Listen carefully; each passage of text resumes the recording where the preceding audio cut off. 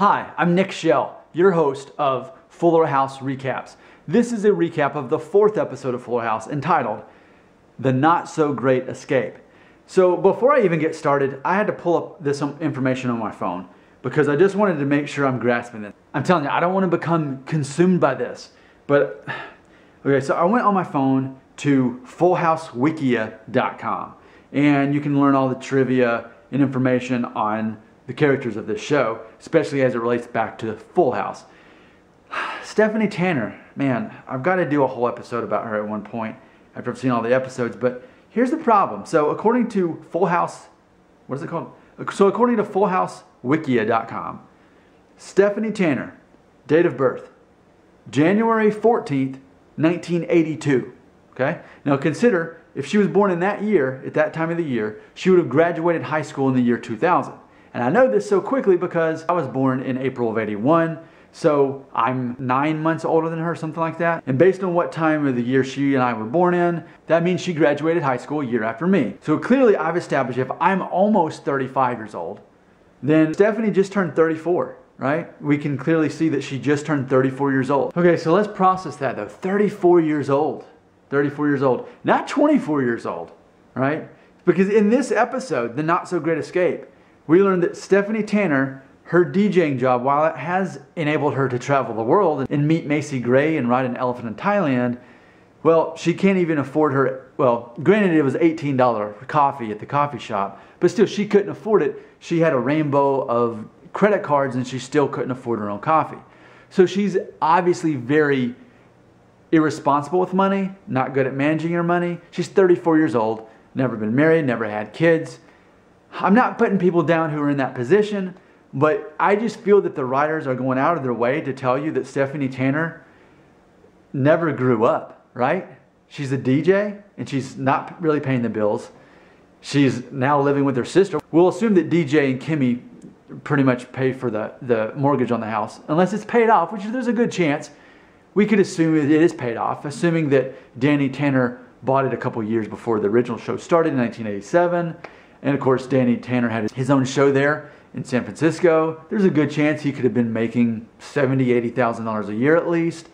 So he was doing that show up until this year when he went full time, when he went nationwide with his show. There's a good chance that house is paid off. But either way, Stephanie's irresponsible, and that bothers me because she was always the character I related to. Well, okay, let's get back to the whole plot of this show, but I'm just so distracted by that. I'm always going to talk about what bothers me about every episode, so that bothers me. But then also there's the fact that, what was the whole escape plan to begin with? So that Ramona was going to sneak out of school? But for what though? Like, if you're a teenage kid and you sneak out of your middle school, which to be exact, Van Atta Middle School was the name of the school, well, what are you planning to do? I mean, so you sneak out one day and you get away with it, and then what about the next day? They're eventually going to find out you're not going to school, right? But again, these are teenage kids. How are they, 13 or 14 or whatever? So I guess it makes sense that it's not supposed to make any sense. And then at first I thought I found out a mistake in the show when Jackson, DJ's oldest son, sets up the fire alarm. Because if they're working on volcanoes that are just made out of what, like, is it peroxide and vinegar or whatever? I'm like, how does that make the smoke alarm go off? But apparently he had some chemicals that would cause an actual fire and therefore smoke to set up the alarm. That's a lot of trouble just to get his roommate slash friend out of school to sneak out because she doesn't like her school. But again, what was that plan? Just didn't make any sense. But it's planned by teenagers. So I guess I'll just accept that. I'm trying to think about what part of this show didn't bother me. Like, it's not that I don't like the show. It's just, man, I guess I overanalyze the show, right? That's pretty much what these videos are, is me overanalyzing Fuller House. All right, so I guess something that makes this episode special, because I feel that here, even in the 4th episode, they haven't really come out and said, okay, this show is called Fuller House because DJ's last name was Fuller when she was married. So therefore, this is Fuller House. Well, they haven't. I think this is the first episode where they actually said her married name, because, or at least they showed it on her tag at the clinic she works at as a veterinarian. So yeah, we see this whole plot line where, again, very irresponsible 34-year-old Stephanie Tanner is pretending like she has 2 kids to attract this guy, and she can't even afford her own $18 coffee. but she can afford to travel the world and go to Thailand with Macy Gray. Just really confused by that plot line. I mean, I get it that a 34-year-old never grows up, but I mean, that was Stephanie Tanner. Like, she had a pretty good growing up. She had a very supportive family unit there. She had 3 dads, you know, and an aunt. And is Stephanie gonna grow up at some point soon? Please let her grow up and get mature and get her life together, because it just seems like her life's not together. She's 34. She's not 24. She's 34. This isn't Rachel Green on Friends season 1, when I think Rachel was supposed to only be about 24.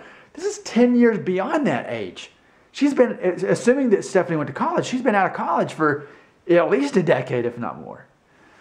So, okay, so yes. Then, of course, in classic 1980s style, we have to overlook the fact that Stephanie and the boys were able to get into 5-foot-tall vats of tomato soup.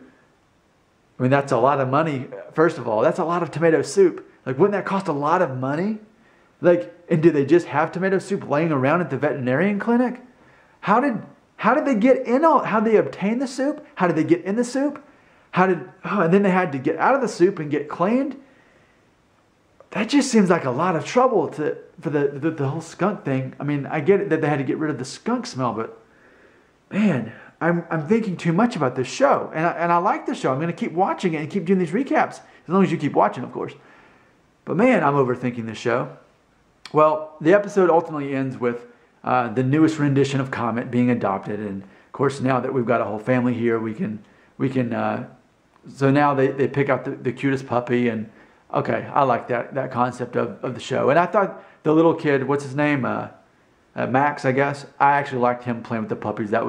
He's a good actor. Actually, I feel that way about all the actors on the show. I think that especially those little kids, like, they're good actors. And I think that's going to really help this. Now, I'm going to do a whole other video on this eventually too, after I've seen all 13 episodes. But right now, my favorite character, and I said this from the first recap, but Kimmy Gibbler is my favorite character. She really makes this show work. And back when she was more of on the original series, I feel she was more kind of on the sidelines. And now that she's been brought to the forefront, it makes sense. She's a good leading character for this show. And her character, unlike Stephanie, who's completely irresponsible, Kimmy Gibbler is responsible to a degree. I mean, she's responsible enough she owns her own business and is able to support her and her daughter through that. So something I do see, though, in this episode is you can kind of compare Kimmy Gibbler, who apparently is about age 39, compare her to Stephanie Tanner, who's around age, 34?